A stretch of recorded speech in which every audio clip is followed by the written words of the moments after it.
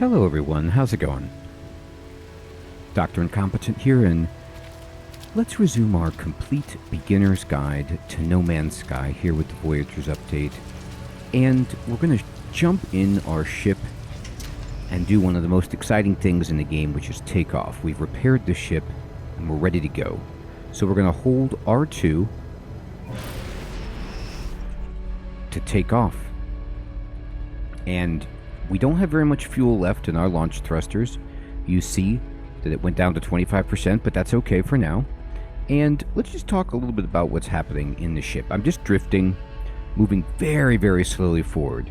And I can use the left stick to look around, and you can see there's some awesome metal veins in that chasm that was in front of us.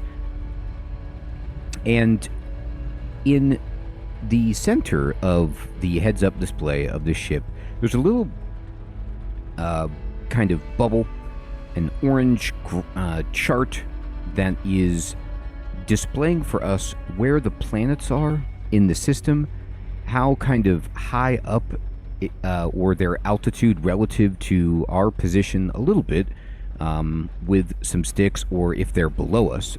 And so when I rotate this, the diamond that you see on the display is actually the space station, and the other circles are just the other planets within the system. That has nothing to do with the surface of the planet that's actually in front of us. So if we want to go to the stars, you could see, if I kind of move my camera down, just look around the cockpit, I've got some controls here, and you could see that I am moving at 20 units per second, quite slowly, and there's a wrecked freighter up ahead of us. I'm actually going to just tilt the stick. I have my controls inverted. You can play inverted, regular, whatever. Just tilt your stick so that you're facing the sky, and then hold R2 to start going faster. You're going to see my units per second on the display to the left of the center chart, and the stars will come into view as I get through the clouds and the atmosphere, and I can even hold circle to go faster. But here we are. We're in the Euclid galaxy with the Amraf V8 system, and oh my goodness, there's just a ton of asteroids around us. So before we do anything, we can just move around, and they want us to test our controls. So let's just test our thrust and kind of fly around here. And then now they're talking about testing boost, which is what I was talking about, which is to hold circle, and we'll go even faster. And then we could test our pulse engine with L1 and R1. Now, I'm actually going to just shoot some of these rocks or asteroids with the X button. I'm just firing my photon cannon. You could see in the upper right, its heat is filling up, and we're getting silver, we're getting different tritium, different elements, usually silver, gold, tritium from these asteroids, and all of these are good things. So if you ever run out of fuel for the different, for your pulse, then you can actually use tritium to refill that. We can get a gold nugget, which we can sell that. Make good money just, firing off here and doing that. Gold is also really helpful in crafting things for our base, like solar panels, and whoa, look at that. Looks like a couple of a binary star system, perhaps. And I'm going to just turn around and look at the planet that we just came off of. It is enormous, and there's a ringed planet behind us. So what they want us to do is just aim at something. Don't aim at the planet. I mean, you can, but just aim at something, and then hold L1 and R1. It's going to say engaging pulse drive, and I'm actually going to just push that again to stop. Once that charges up, that's how you go really, really fast. And now we're getting a incoming frequency, so push down on the directional pad and open up the Starship communicator. And we have an incoming transmission. Source 4925B, please identify yourself. Identify yourself. You are not alone. Follow the broadcast ends as strangely as it began. The final piece of this signal appears to be a set of planetary coordinates, so let's input that data and see where they want us to go. Alert. Navigational data received. So you can see that there is a red diamond with a kind of crescent with, some flames or a mountain coming out of it. And that's part of the main opening quest line. The Awakenings is what this quest is called. And we need to follow it and investigate. So all you want to do is just aim your reticule, the kind of center crosshair, the concentric circles in the center of the screen. Just aim at that red diamond, and then push L1 and R1 to engage your pulse drive again. And if you aim at anything and then pulse drive any of those tags, it will take you there. And you can see how it says we're going to arrive at this speed in 10 seconds. And you can see we're going just insanely fast. So it will even curl around the planet to get this as close as it can to this signal source. I'm going to hold L1, and you can then tilt your ship. You can roll it around with R1, L1. Get that right there, and then I'm going to hold R2 and circle to just fly straight at this signal as fast as I can. You see the flames as we're going, breaking the atmosphere here. And once you get closer to the surface and get through the atmosphere, start holding L2 to slow down. And what you want to do is just kind of get really, really close to this. And I'm just going as slow as I possibly can. And they want us to land there and use our signal scanner. Now, one thing you can do is actually scout around and just look for a structure, because that's usually where the game wants you to go, and save yourself some time. But let's just go by the book and just land where they want. So just get close and push square until the landing sequence is clear. If you're going too fast, it'll tell you you're going too fast. If there's something blocking the landing area, it'll tell you you have to land on an area that's either more flat or doesn't have an obstruction. And then once we get here, we can push square to get out of our ship. And we're on a different planet, Yodespo. And we found a new planet here. And there's some creatures all over it. And you can see that this is a radiated world. And this has got all sorts of things around it that we don't know what they are. So we want to scan them. But actually, when we try to scan them with L2 by bringing up our sensor, you see that we're using target sweep mode and not analysis mode. So our visor has changed its mode because of the quest. So all you need to do for target sweep is make sure that you move your camera to aim correctly in the area that it wants you to go. And you know based on the pulsing on the screen. So you see how the left side of this is pulsing to the left. So you just keep moving your vision with the right stick to the left until you see all four of those corners light up, meaning you're aligned properly. And we just need to head this way until we find what they're telling us to look for. And I'm just going to do my Superman and just every once in a while start scanning again. And you see it says estimated distance in the center, 120 or so units away. So we're just going to keep going forward, looking for this.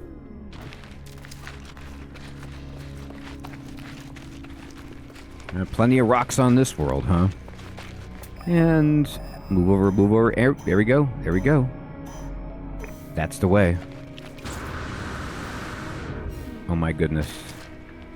Interesting, looking surface of this world with these kind of swirly patterns, almost like fingerprint whorls.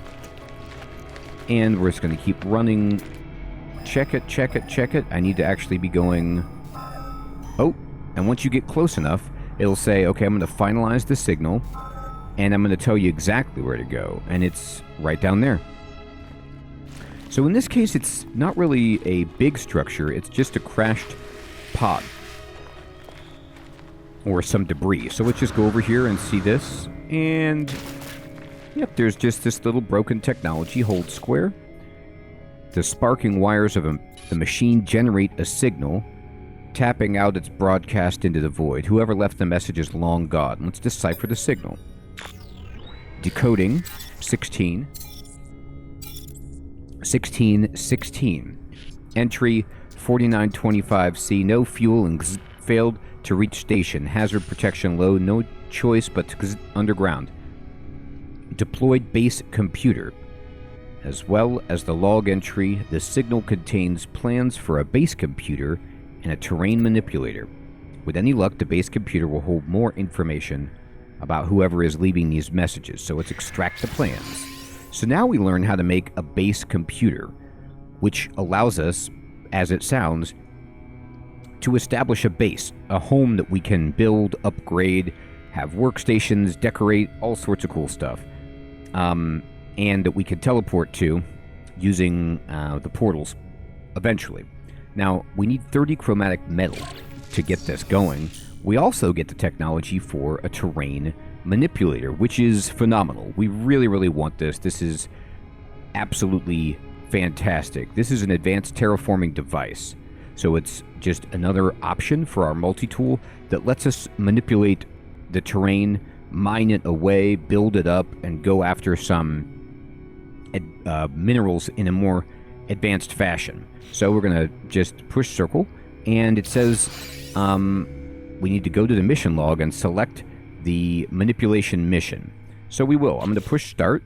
I'm going to go over to the log, and you see we have a primary mission with that, icon that we saw before, but we actually want this secondary mission. So just select it with your targeter and push X, and then if I push circle, it's going to bring up the window here, and it says we need the base computer needs copper. So in order to get copper, our multi-tool mining beam will not work. We need the terrain manipulator.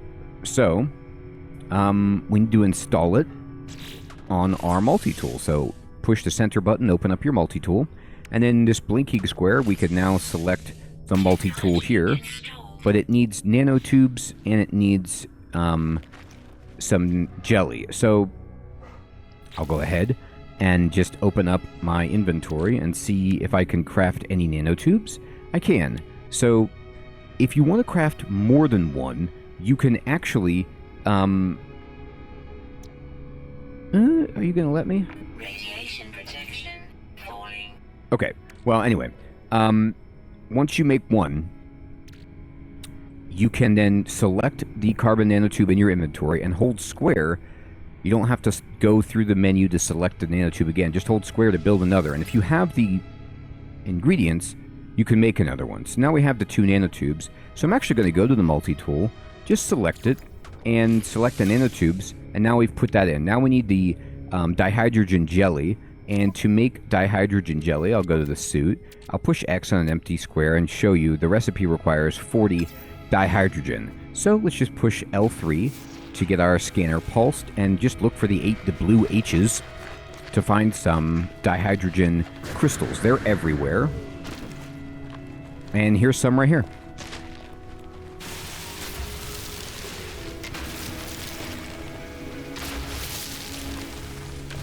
So just get as many as you can.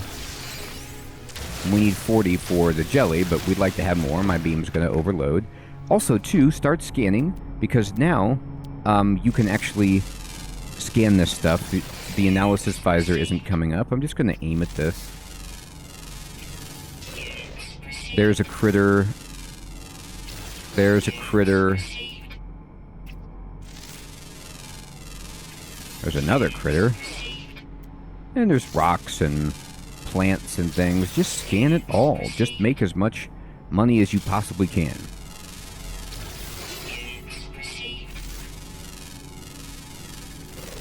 Get a bunch of information about this world that we're on. There's another critter lumbering around over there. And just kind of moving my camera around, seeing if there's anything else that I can scan. Radiation protection Sure. falling. Oh, there is another critter. That one, though, might be underground. Our radiation protection is going down, they're saying. There's a big boy. Goodness gracious.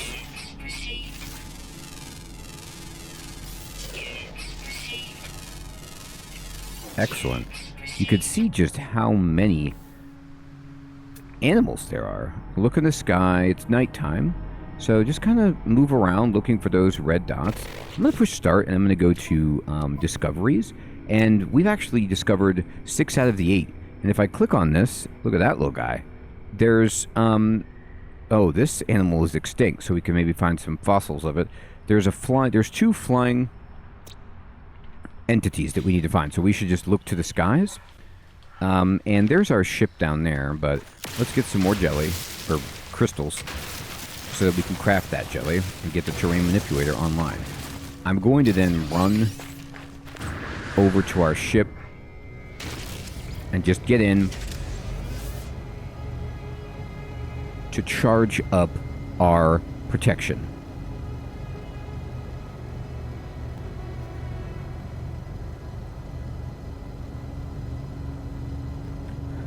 And while we're doing that, let's just open our inventory.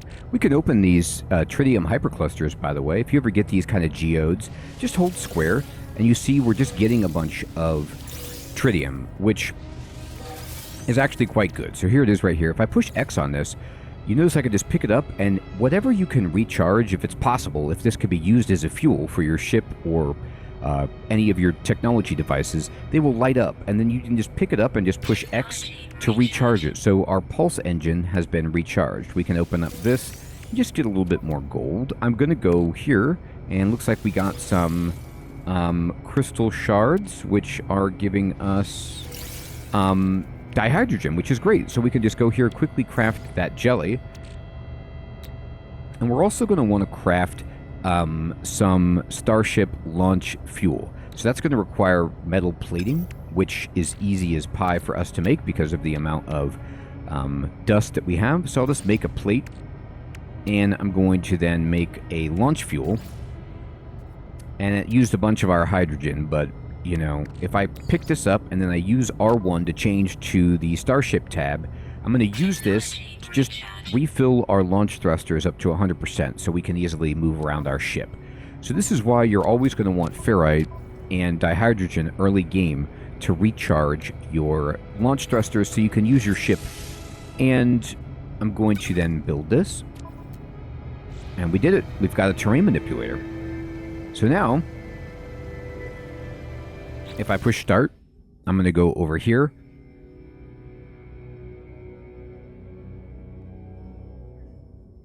And I'm going to move over to the log, and we're going to, we've already got the terrain manipulator installed, so I'm just going to go back and select the primary mission of Awakenings. And I'm going to get out and just see if it will tell me what to do next. So it wants us to gather copper. So the next part of the quest is to gather copper, which we can now do because we have this terrain manipulator. And we're going to use the analysis visor, and see there's all these different icons. Like if I put my crosshairs over one of these icons, these little diamonds, it'll tell you this is a cargo drop. This is a grawberry. And then we're looking for these dark blue diamonds that have this cross-sectioned white diamond inside. For those are mineral indicators. And there's magnetized ferrite deposit. And then there is right here, copper deposit. And we're looking for one that's like really, really close. So just try to find one that seems super close. This one's pretty close. Anything that's closer, uranium, copper. Uranium is actually really good, and I'll show you in a second. Let's get the copper. So I aim at it, and then I hold square to pin it. And you could see right there, there's the copper. But remember what I was saying before. 600 is a little bit, and it's closer to 700. Too far to just walk. We've recharged our ship. We've got a ship.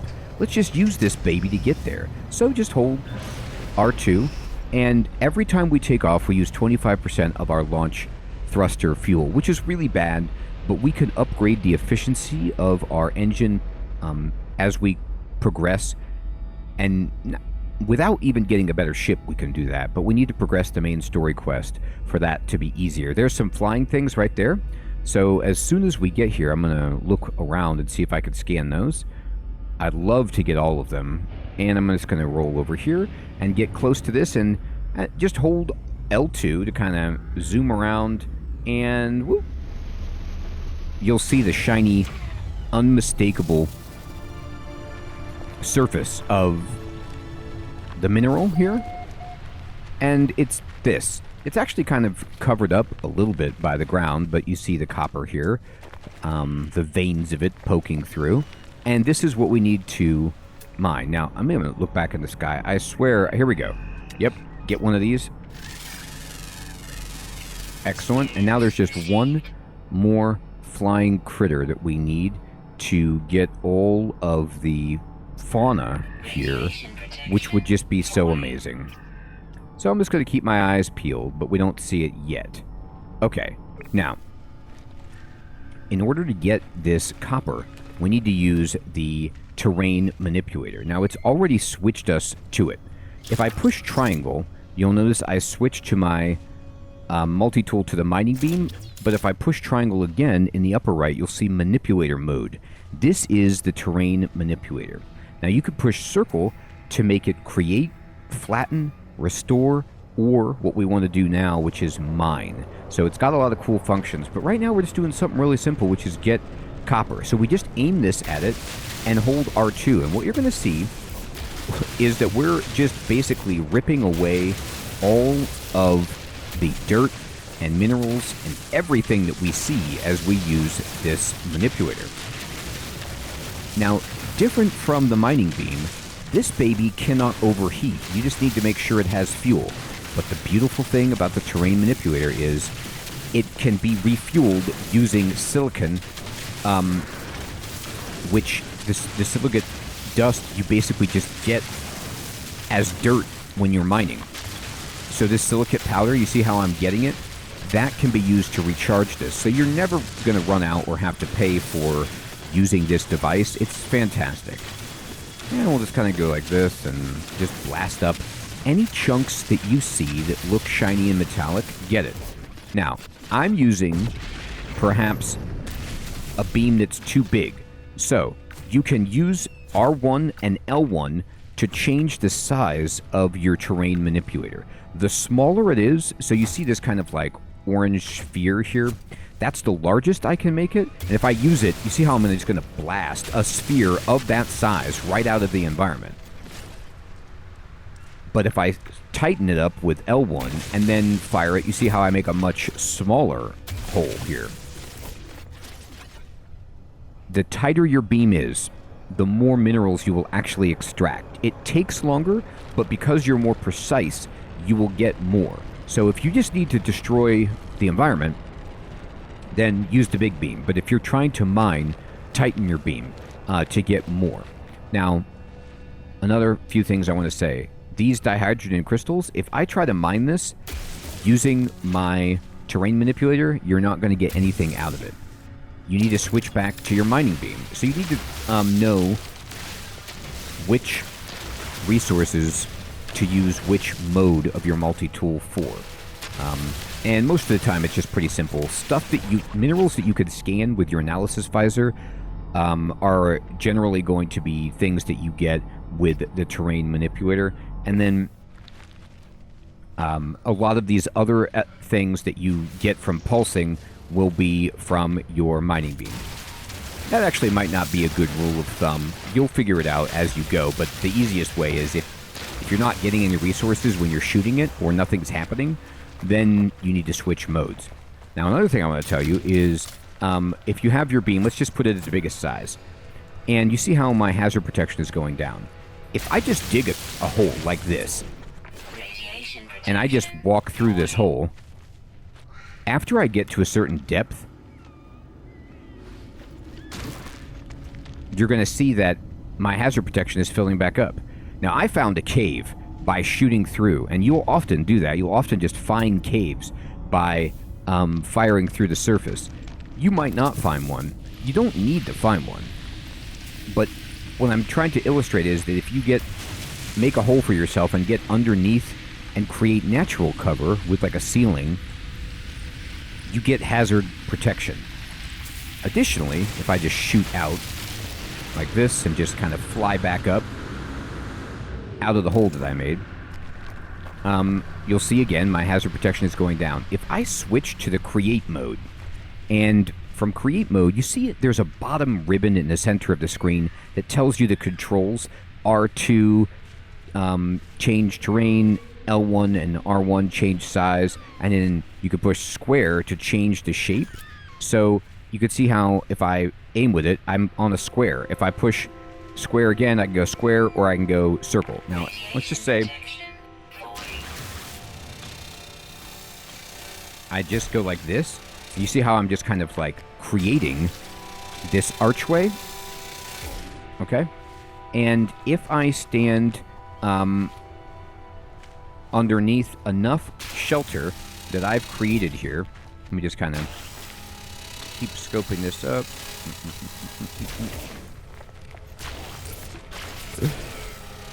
Okay. And I'm not very good with this thing, but it's fun to mess around with it. It's really good for base building, so you can just like change. Let me then push circle and see if I have found anything that will serve as a roof yet. Not yet. Okay, so I'm going to need to just create a little bit more.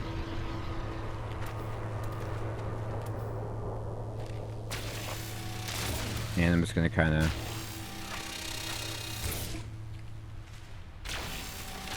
Alright. Kind of made like a little back wall here. There we go. And I'm going to just run inside and see if this is good enough. Indeed. So you see how just this little teeny nook that I built with the terrain manipulator is enough to just give me a safe spot to stand and provide some shelter. So that could be important, like if there's a storm coming or something like that. The other thing is about it, you'll notice how as I'm creating, you could change the material.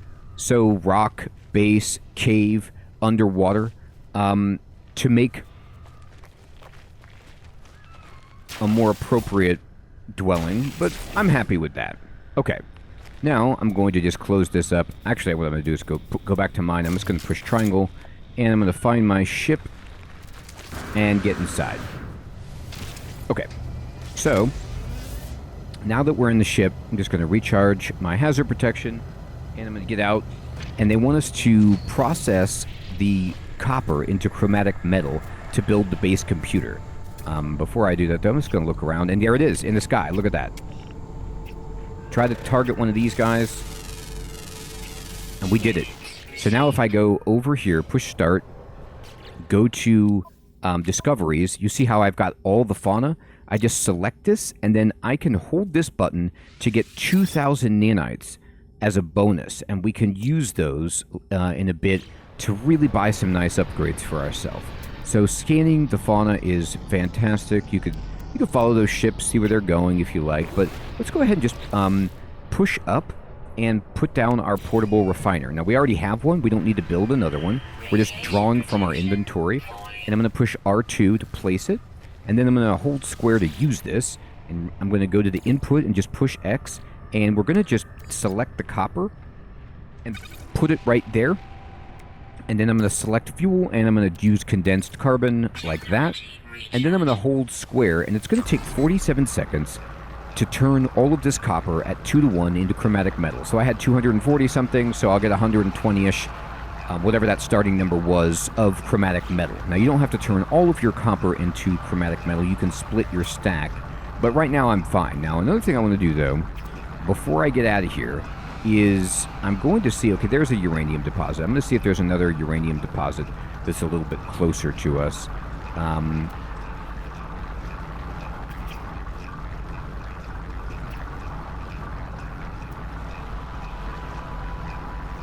I don't see it, so I'm just going to hold that. I'm going to pin that. And as the lights are red on this thing, it means it's still going. You can see 98, 99, and then it'll turn green when it's done. Just hold square. Push X on this and push triangle to... You can put it in your ship, or you can put it in your suit using the up and down arrows on the directional pad. I'm going to put it in my suit. And now, we can build a base computer. I am not going to do that right now. But what I am going to do is get inside my ship, and I'm going to fly. You see we get down to 50%. We get an achievement for discovering all the species on the planet. I'm just going to fly right over to this uranium deposit. Now, your starter planet, where you find the terrain manipulator tools, this part of the quest line, I'm pretty sure you're guaranteed to have copper, because that's necessary for the quest. I don't know if you will also have uranium. But look through your system if you don't. If you find uranium, the beautiful thing about it is that you can use it to recharge your ship. So the uranium is, I think, below me. I can't actually see it. Where are you, uranium? There it is. So make sure your beam is as small as possible, and just start mining through here. It will take a second. And it's not a great vein of uranium. Sometimes it'll just be like pure uranium or whatever mineral, and, you know, you'll get a ton of it. But the thing is that uranium can be used instead of making fuel to refuel your ship. So it's just it sells pretty well too, but we have other things in our system, namely the Corvette salvage parts, to sell. What we're trying to do is just get a little bit of uranium, and I'm just mining. I don't know how much is actually out here. There's some more. Oh, looks like our mining beam is out. So just push down if your beam runs out, recharge equipment, select a terrain manipulator. Now, this is very important. It's going to default to ferrite dust. Do not use ferrite dust, because ferrite dust is so valuable. It's not expensive, it's just useful for other things. Just push right until you get to silicate powder, which is basically useless for everything. And then use this and recharge it. It's not necessarily useless, it's just not as useful, and it's so easy to get. Always use silicate powder to regenerate that. And let's just see if there's any more uranium in here. There's a little bit. It's not a really good node, but it's better than 0. So once we get some uranium, I just want to show you here. I'm going to run over, I'm going to get this sodium. And I'm going to go to my ship, and I'm going to go to my exosuit, and I'm just going to pick up this uranium, and I'm going to select my ship, and I'm just going to drop it right there. And you can see that I only needed 16 to get 50% charge on my thruster. So if I could find more uranium, then we would be in a great shape. But that's just something I wanted to quickly show you as a nice little trick to recharging your ship if you happen to find a good amount of uranium. So we've got the terrain manipulator, we got copper, we made it into chromatic metal. Now we need to build the base computer and build our very first base. But what I think is important is to decide what world we want to build our base on. You can always change it later, but in the starting system, I like to pick a real easy planet with some nice stuff to make our base on, and also one that looks good. So we'll get into that next time. Everyone, I hope you're still finding this series to be useful and fun. Thank you so much for watching. Take care.